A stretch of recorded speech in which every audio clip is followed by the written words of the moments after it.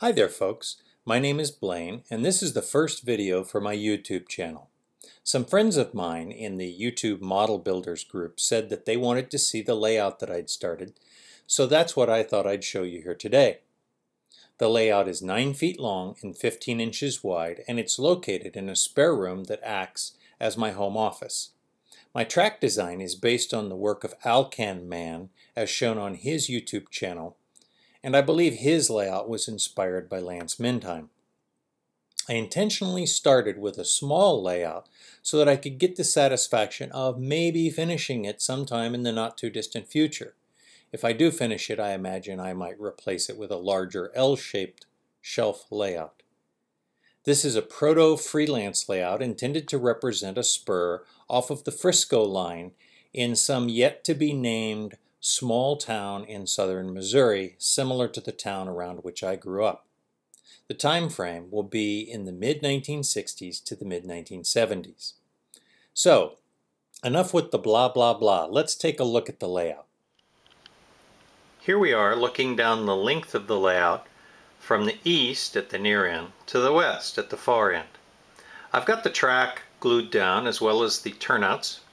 The track is Micro Engineering Code 83, and the turnouts, let me get down to one here that's not in the sunlight, are I built using the Tim Morris Fast Tracks jigs. That was actually quite a bit of fun.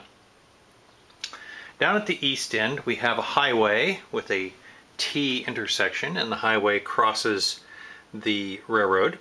Currently I have, as you may see here, a restaurant row. One of my grandsons came and he built me 3 paper restaurants, a pizza place, a taco place, and a McDonald's. Of course you could have a McDonald's, to go alongside the highway.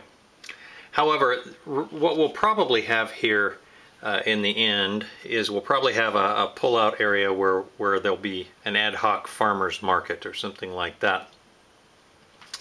The building that I have here is just a stand-in right now, but that's going to be probably a restaurant or a gas station or something like that. Probably something that's not serviced by the railroad.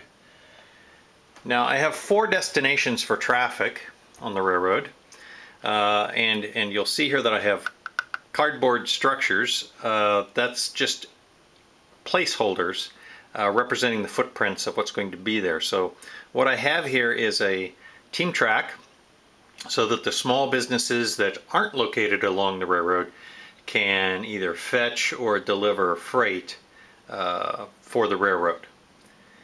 This also sits on a runaround. I don't know if I could back up far enough to see it, but that gives me the ability to go to either end of the cars as I'm working them.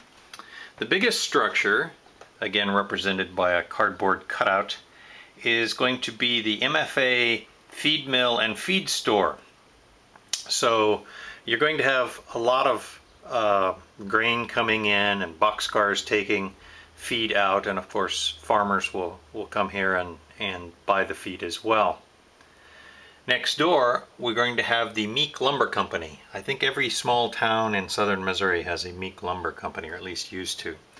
And there'll be a lot of activity here. There'll be forklifts right here taking lumber off of flat cars that bring it in so that it can be used for construction in the area.